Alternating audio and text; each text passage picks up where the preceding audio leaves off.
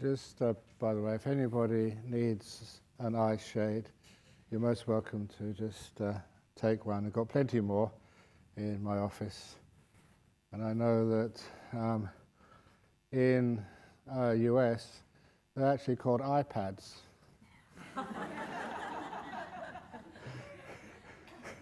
So I was very naughty monk.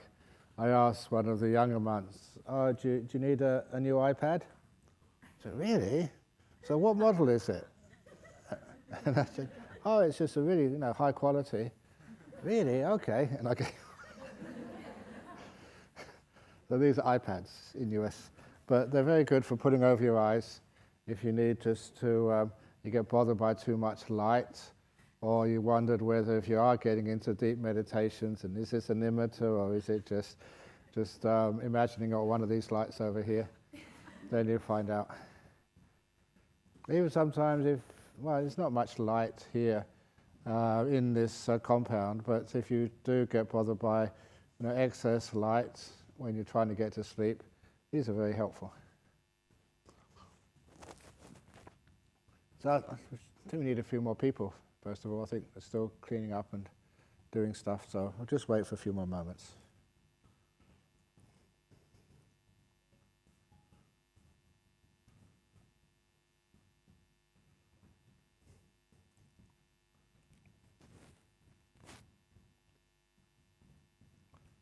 At least it seems, oh yeah, some more people coming in.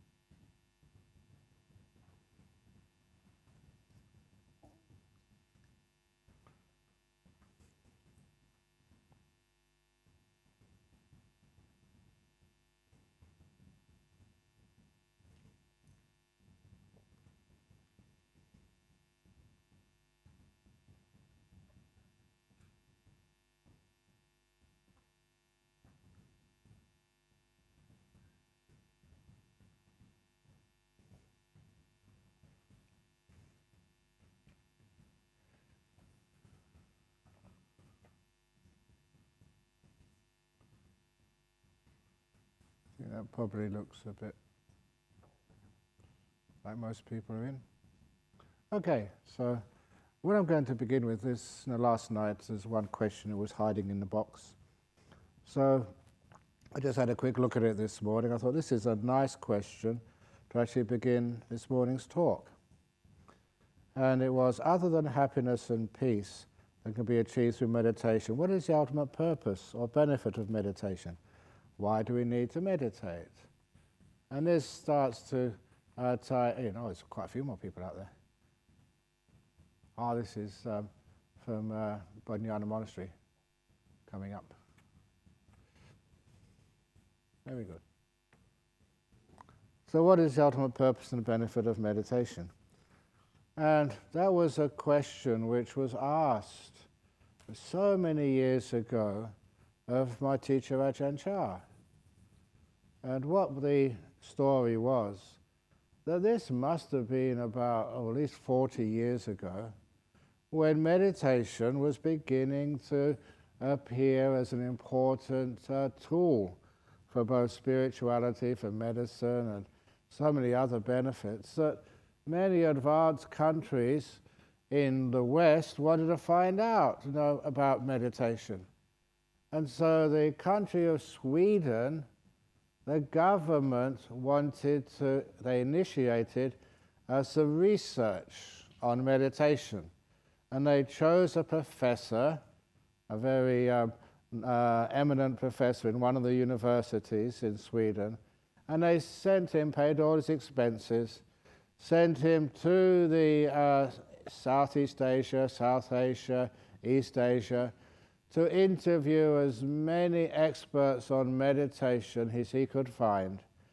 People with good reputations of really knowing what they're talking about. Not professors like him, but people who actually did the meditation.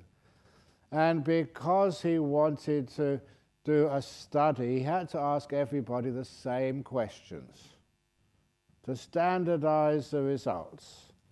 So eventually he found his way up to Ajahn Chah in northeast Thailand.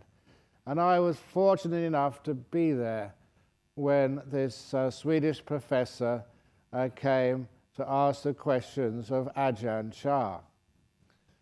And so this was a representative of the Swedish government. So, you had to treat him with the dignity which he deserved.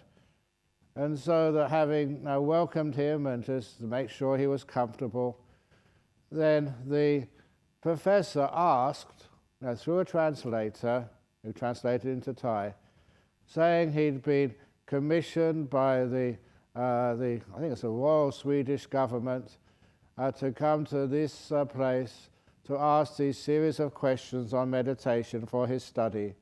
And now he wished to ask Ajahn Chah these questions. And there were 4 of them, just 4 of them. And the questions were, and it was through the translator that Ajahn Chah heard them in Thai. But the professor spoke in English, so you heard them directly. The first question is, what is meditation? And the second question is, why do you meditate? And third, how do you meditate? What's the method? And lastly, what do you get out of meditation? And it was that last question which reminded me of this person here. What's the ultimate benefit of meditation? And when those questions were asked of Ajahn Chah, then Ajahn Chah, he asked for a piece of paper and a pencil, which he never does. It's the only time in my life I've seen him ask for a piece of paper and a pencil, which was code for everybody who knew that great monk that we're about to see something very memorable and funny. He had a great sense of humor, as you will soon find out. But the sense of humor was always very meaningful. It was probing and deep. It had a great purpose to it. But that's why it was very wonderful to be around. Light-hearted, deep, and my goodness, when he started doing something a little bit weird, you're saying, this is going to be good. I wonder what's going to happen now. And so he got the piece of paper, and they asked for the questions to be repeated, slowly. And then the next thing, he scratched his head. And then he wrote something down. He was just playing around. Okay, and he wrote something down. And then afterwards, when he finished his 4th question, he gave it to the translator. And the translator had to stop laughing before he could translate it into English for the professor. And Ajahn Chah said through the translator, Professor, the answer to your first question, what is meditation? The great master Ajahn Chah, revered in this part of the world, his answer is, what is eating? The answer to your second question is, why do you meditate? His answer is, why do you eat? And at this point, the professor was getting a bit disappointed. And the answer to the third question, how do you meditate? How do you eat? And the 4th question, what do you get out of meditating? His answer is, what do you get out of eating?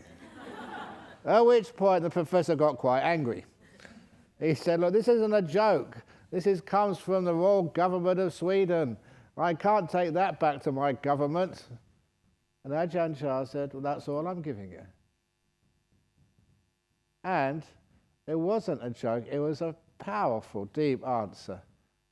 Now, first of all, what is meditation? What is eating? What is eating?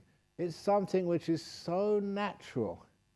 You never ask a question of what is eating. Maybe you can study in biology, but even a child, a baby, knows what eating is and just why you eat. And How do you eat? Yes, we've got manners and stuff, but there's a natural ability, a natural knowledge of how to eat and when to eat. It's something which is ingrained in you. It's obvious. But when we start making a philosophy about it, then it all gets complicated, when it should be something which is as natural as breathing, which is also meditating, isn't it? Interesting.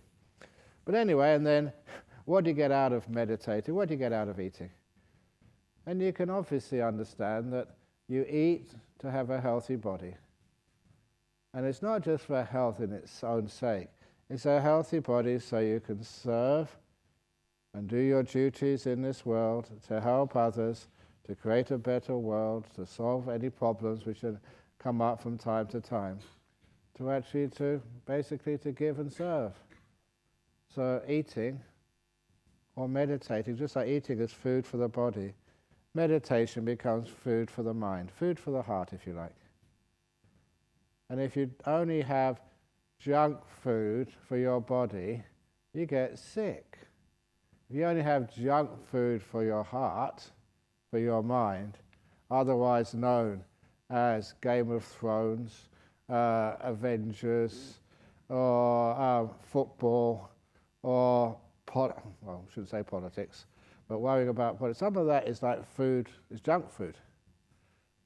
Does that really make you happy and get you sort of energized and beautiful and powerful so you can serve in this world? So, it's health food for the mind. It's meditation, if you know how to do it properly. And of course, how do you meditate? My job as a teacher is actually more to point out what not to do when you meditate. It's not what to do, because what to do is actually quite natural. To get out of the way of striving, of trying to achieve things, of trying to get somewhere, of thinking you can't do it, and putting all these obstacles in the path of what should be such a natural process. So my job is actually as a teacher, to stop this, don't do that, don't do this, and see what happens when all those obstacles disappear, and meditation happens beautifully, easily. And so that's how how you meditate and why you meditate. My goodness, that was the most wonderful thing I've stumbled across to learn how to meditate. And again, I haven't got a photographic memory, but of course in your life there's such many important events in your life. And one of those important events for me was in the Wordsworth Room of King's College, Cambridge, because that was the first meditation class I ever attended. And it would have been in 1969, in the maybe November, December 69. I went to learn some meditation, not knowing what I was supposed to be doing, but just sitting down. It was only 5 minutes, and feeling some peace. Not much peace, but it was enough, a taste. Wow, this is really good. And that just hooked me straight away. And it's hooked me and stayed with me for the last almost 50 years now. It's 50 years, isn't it? 69. So all those years, ever since that first little taste of peace and recognizing that this was important. So that's why I meditate. There's something attractive about it. And all the benefits of meditation, they keep on getting researched here, researched there. Of course, the main benefit of meditation is it does lead to freedom, to the end of suffering. And through wisdom, not through sort of dulling out, but understanding the nature of this body and this mind and this world, learning how to be free. And one of the similes which comes to mind, because I don't plan a talk, very rarely do I plan anything. That's why sometimes you get into trouble. I think, I should have been somewhere else today. I should have rang somebody else. But anyway, it all works out. But this particular simile which comes to mind also happened in 1969, in the summer. This was a few months before I started meditating. Because I did in that particular system, I was a smart kid at school, and I did my A levels when I was only 16, and then you did entrance exams to Cambridge, and so I couldn't go up there until I turned 18. So I had almost 9 months or 10 months of freedom. I had all the studies were complete, nothing to do, and so I decided to get a little job. And okay, I'm going to go on these tangents because this is a really fascinating story about guilt. One of the jobs I got, I was a poor student, and you want any little job you can find, just to get a bit of money to get enough to go overseas, and like what they call these days a gap year. And so my father was dead, my mother didn't have any money, so I had to try and find a job and do it myself. And so I got a job as a door-to-door encyclopedia salesman. The worst possible sales job you could ever get. And I only lasted about 3 or 4 days. And because what happened, it was like children's encyclopedias. And, it was just, I had a quick look, it was rubbish. But you had this little sales pitch you had to give. And basically, when you knocked on the door, if somebody had children there, you had to make them feel that they were just depriving their children of an education if they didn't buy these amazing books, that they would be behind everybody else if you didn't sort of buy these books which everybody else had. In fact, it was almost like they were just a paedophile, please excuse me, if they didn't buy these books, because they were really abusing and not helping their children. So it was a terrible little spiel, but I learned it, and you know what happened one day? I sold a book. It was actually an encyclopedia. Actually, it worked. I sold a book. And I felt so terrible about it afterwards. The next day I resigned. I felt, I sold this rubbish book, a series of books, to this family who had just had a young child, maybe about 2 or 3 years of age. And I just, money was hard to come by, and I don't know how they could scrape together the money to pay for this encyclopedia, but there it was. And I was responsible for that. That's why I resigned the next day. And I told that story about feeling so guilty and selling something I didn't really believe in because I needed the money, and saying things which I really shouldn't have said to these poor parents. And I told that story years later in our Nolamara temple here in Perth. And I said, I forgave myself a long time ago. I was just a young kid trying to do what I thought was worthwhile. And you know what happened? After my talk, this woman came up. She was about 10 or 15 years younger than I was. And she said, I have to say this to you, but I remember one of my earliest memories was of this young student coming to our door. And he had really long curly hair, which I did have at those days. And he sold my parents this children's encyclopedia. And I just couldn't have been me. And she said, I love that book. It was my favorite book of all time. I slept with it, I read it, and I just sat, and I thought, at first you think, no, it can't be you. But then, looked at the times, the dates, the place, and quite likely it was me. Somebody was coming up to tell me that what I felt really guilty about actually helped somebody. And they said, thank you so much for selling my parents that book. What do you feel guilty about?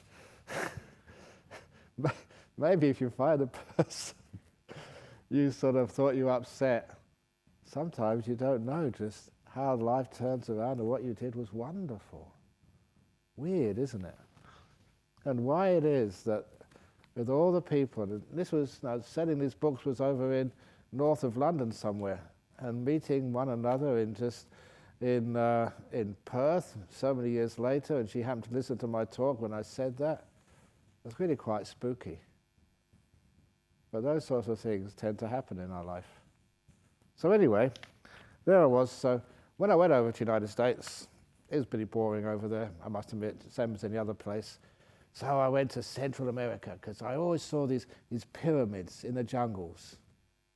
And I thought it was really fascinating because no one knew about that civilization, exactly what they did there. This is not the Aztecs, this was a Mayan civilization, which actually disappeared off that face of that Guatemala, Mexico, the Yucatan Peninsula.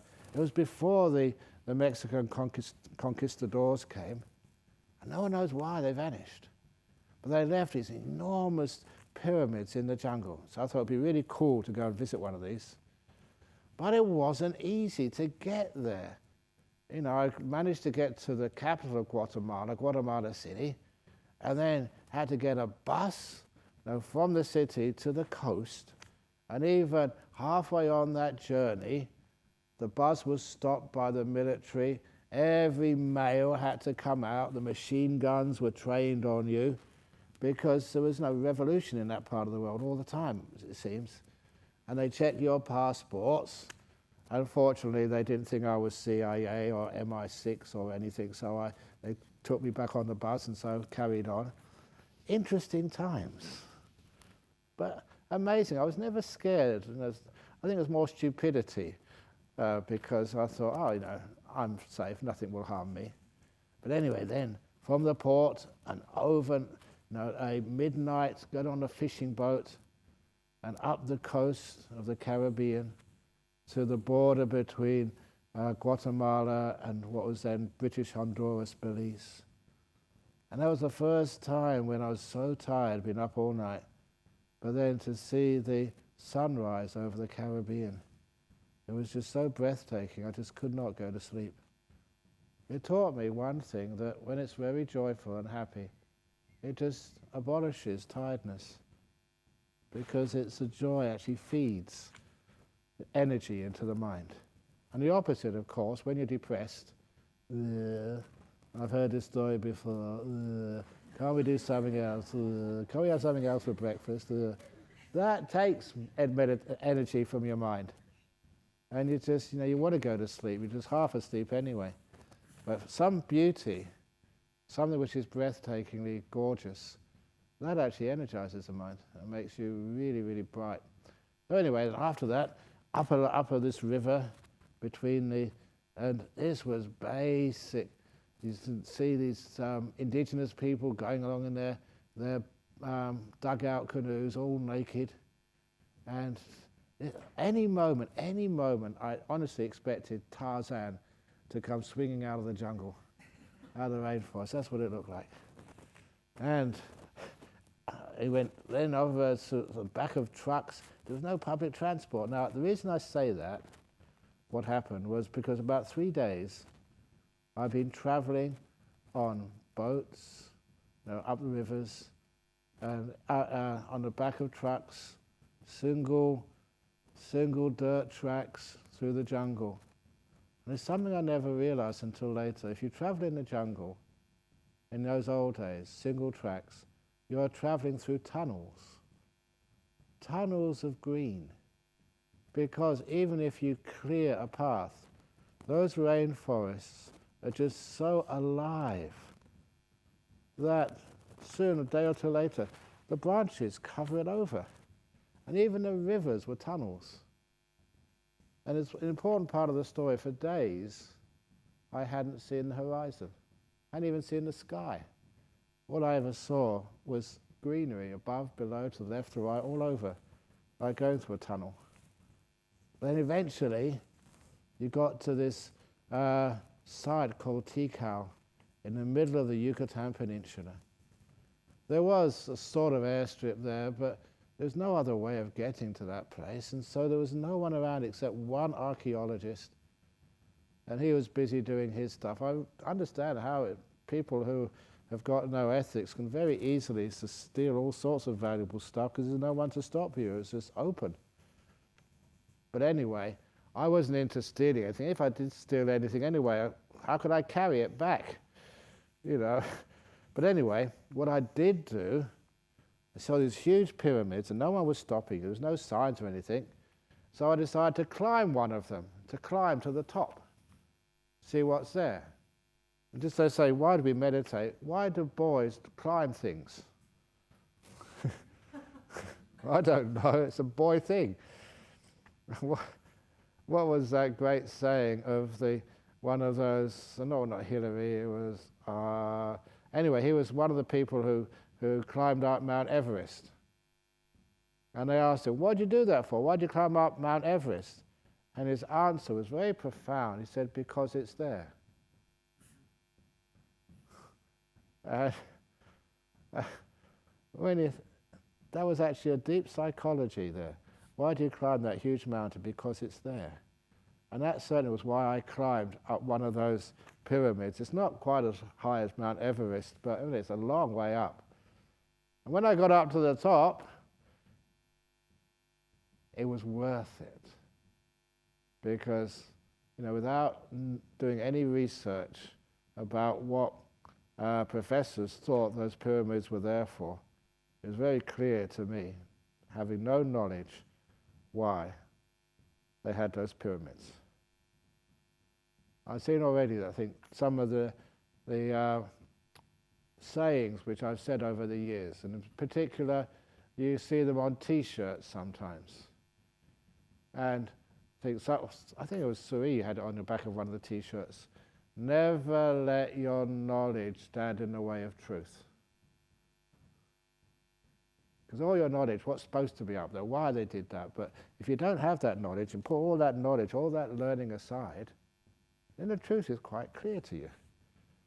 And for going up on top of that pyramid, the truth, which was appeared to me so clearly, was number one, the wind could go at the top of that pyramid because the top of the pyramid was just above the tree line of the jungle. It was higher than the highest of trees. So if you've ever been in a jungle, in a rainforest, it's sweaty, I think I have a word in English called close. There's no wind because the air's got no place to go. And it's hot, it's steamy, mosquitoes, but you go above the forest and it's really good air, just actually winds just blowing and cooling you. It's like going up into an aircon. So number one, it was just so cool and fresh on top of the pyramid. And number two, when I looked down, you could see, it was the days before we ever had Google Maps, you could actually see where you came from. And it was quite amazing that it took all day to come maybe about 3 or 4 miles, because I know the difficult terrain, but you could actually see it on top. You can see which way you came, or where you crossed the river, where the rivers were. You can even see the village where you stayed the night before. Didn't look all that far away when you're on top of the pyramid. You had your whole world spread out in front of you. You knew where you came from and how all those villages, paths and rivers all fat together. And the best was when I stopped looking down at where I'd come from and stopped looking at the jungle, but just looked. Remember, for 3 days, I could not see horizons, could not see the sky. I was going through tunnels. For the first time in 3 days, I could see far distances. You could see infinity in all directions, with nothing between you and the infinite. That was so cool. Sometimes meditation, religion, Buddhism, Dhamma, sometimes we put things in between us and ultimate reality, whatever you want to call it. But imagine everything between you and infinity is taken away. There's nothing. Nothing at all. I haven't told a joke for a little while, so sometimes I'm a very naughty, cheeky monk. So this was one of my friends here who was, is a Christian, but very sort of open. And I was going overseas to give some talks, and we had a little chat before I left, and he decided just to be cheeky to me. So, he said, Ajahn Brahm, you have to admit, all the years I've known you, you have to admit that nothing is higher than God. I looked at him and said, yes, I agree with you. Yeah, nothing is higher than God. And he thought, wow, have I converted Ajahn Brahm? And then I repeated, yeah, nothing, emptiness, is much higher than any God. Oh, Ajahn Brahm, you're just incorrigible. So anyway, you can understand what I meant there. When you had this beautiful space all around. So, what's the meaning of those pyramids? You don't know what the meaning is until you climb one and experience what it's like to be on the top. And to almost imagine what it must have been like for these young village boys and girls when they got to some age and they thought that now was the time for them to go up to that pyramid for the first time, to taken up by an elder. And I'd only been in the jungle for 3 or 4 days. And it literally really shocked me, just the distances and the purity of the air and just how peaceful it was up there. And imagine you've lived all your life in those villages, always down in the bottom, and then they take you up the top of this pyramid. Number one, you can see that's your village over there, that's where your grandma lives. That's actually the path between which goes all over. That is the main sort of market town where maybe your father goes to sell corn or coffee beans. So you could see everything. It's like the whole world was mapped out. The why you have to go to work and have babies and have relationships, and why that sometimes it works, sometimes it doesn't work, and how to fix it all up, and how to find some peace in this world, how to live together, and why you do these things. You can see the whole thing mapped out on top of that pyramid. And you feel so peaceful and cool up there. And for the space, it's not the space, the infinity, the peace, which separates people. It's actually just what connects all those villages, all those trees and rivers and mountains, all embraced by this beautiful emptiness, which no one can draw on, no one can capture, no one can take out a patent on. Free, empty, beautiful, cool. A place, because it's so free and empty, that nothing blocks you from seeing. All those little images and ways of looking just were so strong up there. So I never knew what the meaning, the ultimate meaning of those pyramids were, until I climbed one with an open mind, a mind which was naive, because it hadn't been told what to expect. And that's to say with meditation, it's climbing a pyramid in your mind, leaving the world. Because the world which we live in, even when I go over to Bodhinyana Monastery and just do some work, or go into my office and the computer and all this other stuff, it is like a jungle, a tangle of all your responsibilities and duties, your family, monks and nuns and appointments and stuff. It's a tangle, it's like a forest. But every now and again, you can leave the jungle. And it's not, being a monk ordaining is not leaving the jungle forever. It'd be great if that was the case, so I can get up a pyramid and stay up there. But what happens is people actually shout up, Ajahn Brahm, can you come down for a few minutes? We need your help.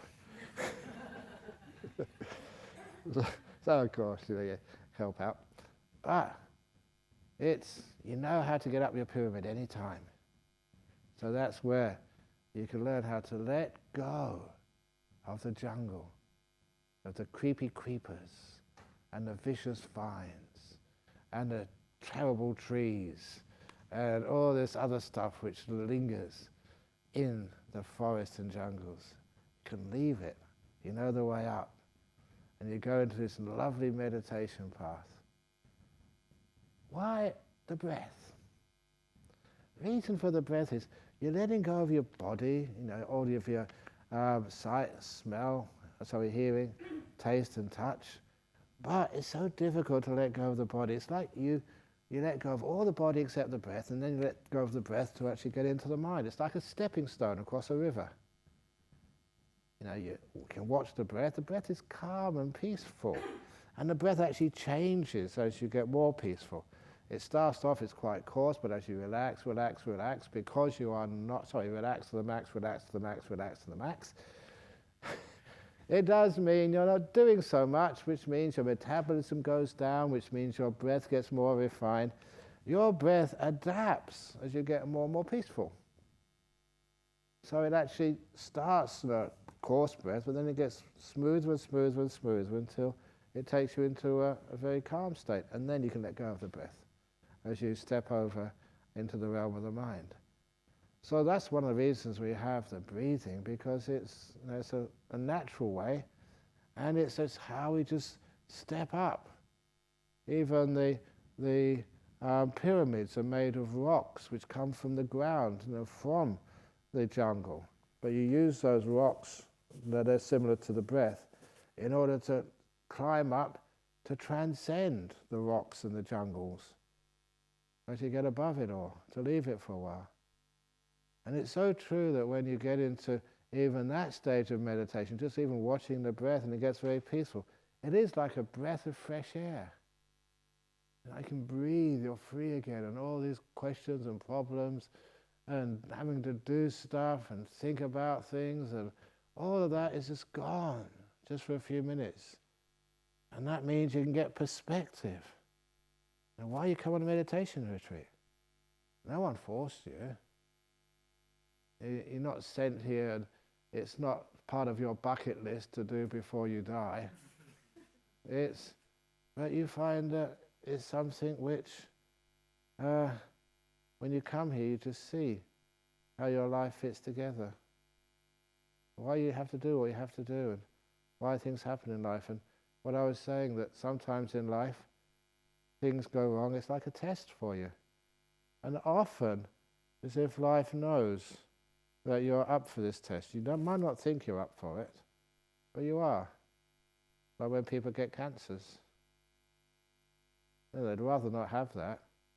They'd rather take a nice easy life. But it's a test for you. And it's amazing how many people rise to the occasion. And they pass the test. It's a tough test, but they say, and they'd said this to me, hundreds of people. It was the best thing that ever happened to them. When I first heard that, I was shocking. You just had some mastectomy, you've had chemotherapy for a year, and you say it's the best thing which ever happened to you? You say it wasn't pleasant, it was scary. But they learned so much from it. They grew so much. They realized that part of the meaning of the life is not to be comfortable, but is to grow, to learn kindness, to learn just the importance of these moments, and not to waste things, thinking that life will go on like this forever. You learn so much. So because of that, you learn how things work together, the tests which you have in life, because you can see all of that as if planned around you. And of course, up the top there, you do get refreshed.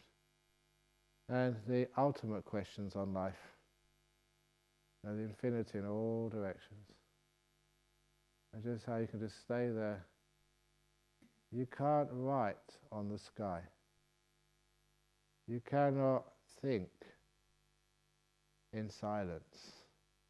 All those words which you can hear in your mind right now, it's like writing words on the sky. There's nothing to pin them on. So in the great silence, space, emptiness, you can't have a thought. Thoughts have got nothing to hang on. And so, there is peace. Peace and deep, deep stillness. And the realization, not something you think, something you know, is that all those questions, you get an answer to them, and they just make more questions, which make more answers, which make more questions. And that path goes on and on and on, round and round. One of the meanings of the word samsara, perpetual wandering. And I just changed the A to an O. Perpetual wandering. Wonder about this and wonder about that. But then there comes a time when you do find some stillness and peace. When you're up that pyramid, just looking, there's not a thought comes up in your mind. You don't need thoughts anymore. You're way beyond describing stuff. You're peaceful. And you start to realize all those thoughts, searching for answers, that stops you finding the answers. Just meditating, stilling the mind. I don't mean believing what other people say. There's no one else up that pyramid, only you. And it's not sort of getting the meaning of life as something you can take down like some 10 commandments which Moses is supposed to have taken down from Sinai. They get shattered. Because this is not a theory. It's a meaning, a peace. I say peace, meaning, bliss, freedom, whereas other people might use another word for it, which is L-O-V-E, love.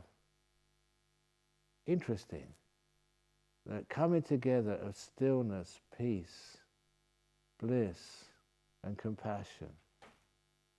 And these are not separate things. It was a case that when thank you, my dad, my father, for initiating that philosophy or that path of opening the door of your heart unconditionally, no matter what's happening. To me, that was where peace and love come together. You open the door of your heart, you're making peace with things. You're not being selective. You're not being discriminating. You can come into my country, but you can't because you're the wrong race. You can come into my house because you're my friend, not you because you're my ex. I can do business with you, but I can't do business with you. Okay, people say that's practical. Yeah, I'm not sure about that, but nevertheless, imagine having an open heart. The door of my heart's open, and anybody can be my friend.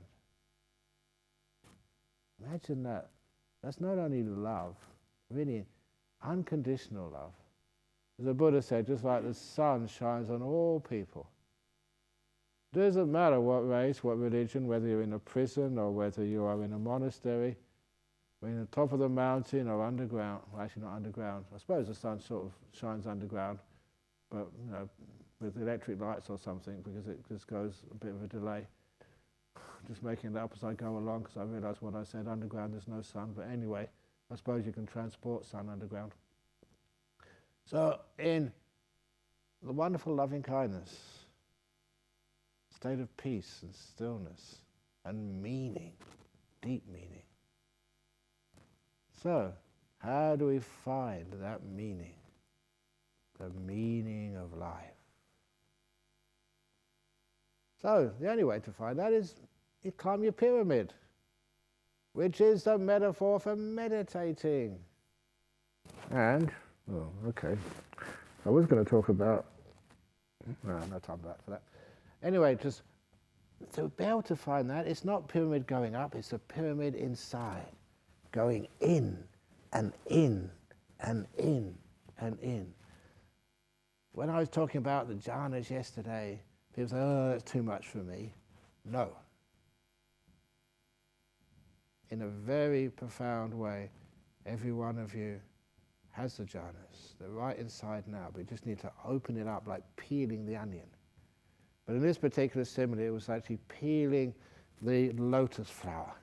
I think I've got time enough to start the lotus flower simile. A lotus, there's one over there. It's not real, well, not real ones, but good enough. A lotus flower at night time is closed up. And if any of you have a look at a lotus pond and see one of those lotus flowers which is all closed up, hasn't opened yet, the sun hasn't come out, you will have a look at that, sniff it, no fragrance at all. Look at its outermost leaves, they're like corrugated. And that's not sort of beautiful or profound or delicate.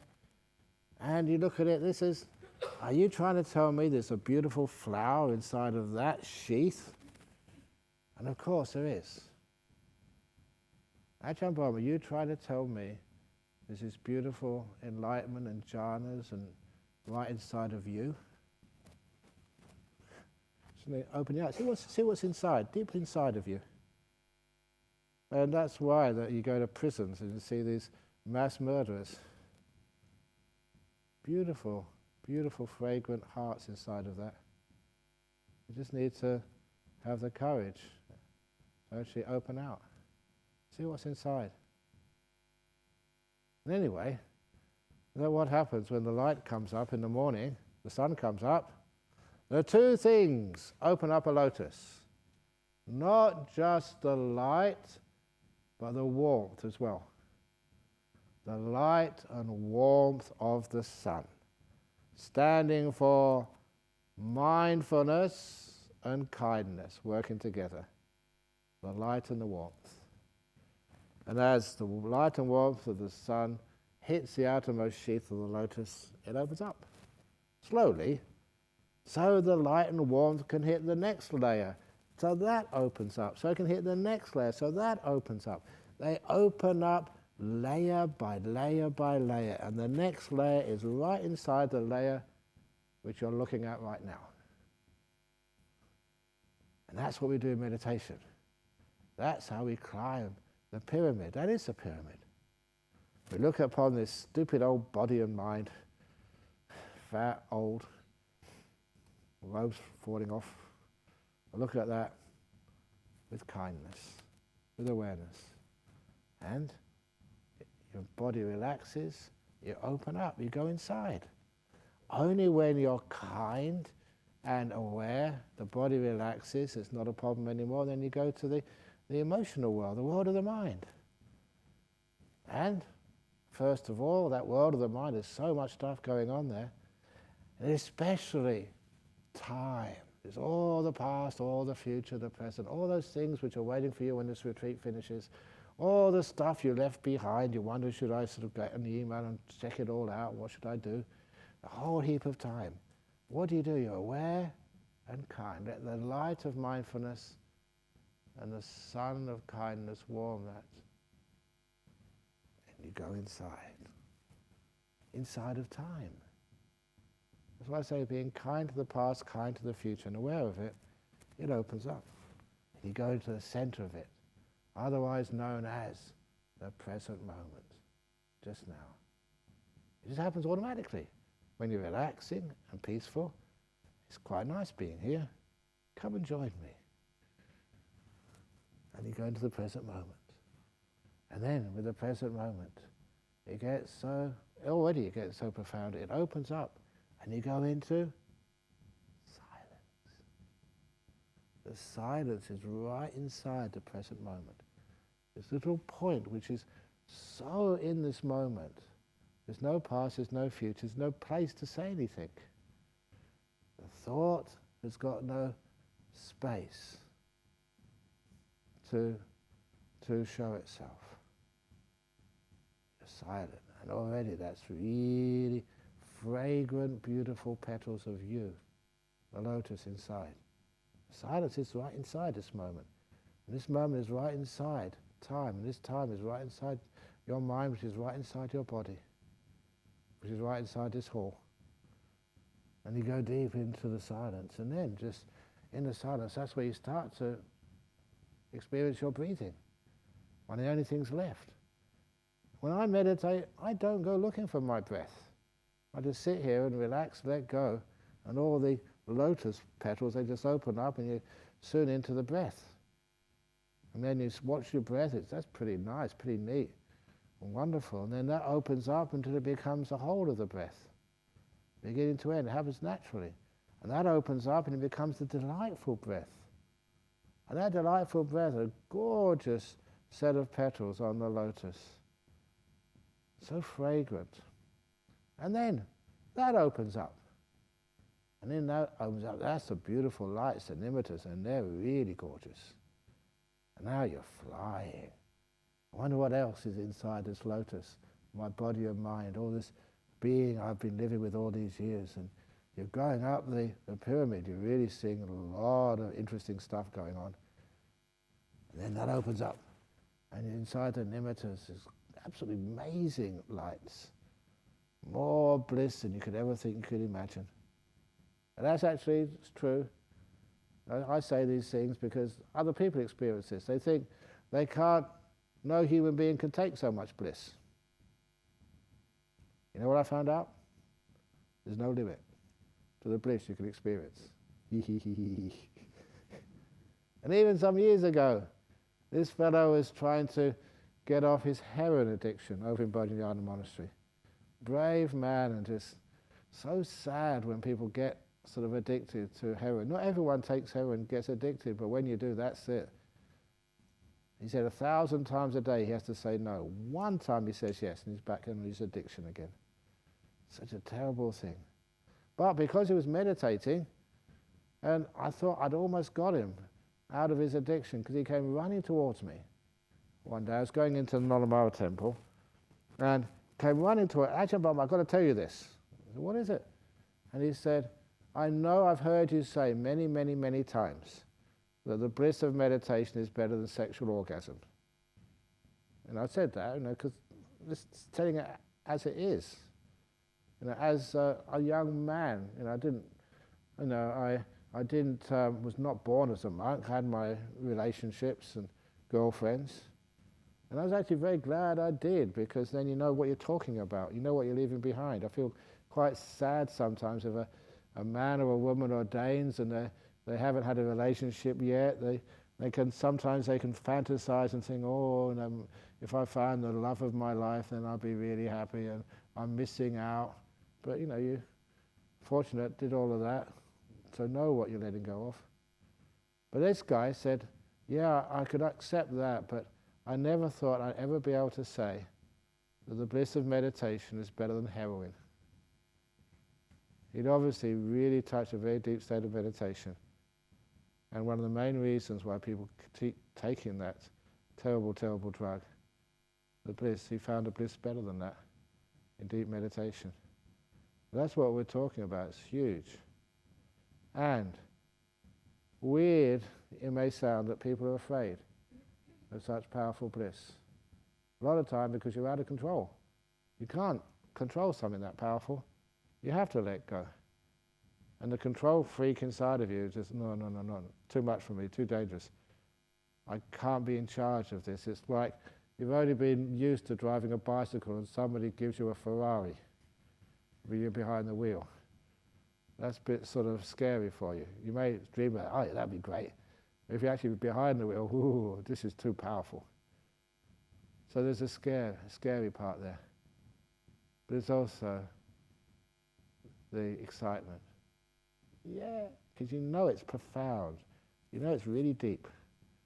And if ever you do some studies of Buddhism, fortunately, that it's only afterwards I really got into the studies, and there's one of the suttas there which really just goosebumped me up and down for days.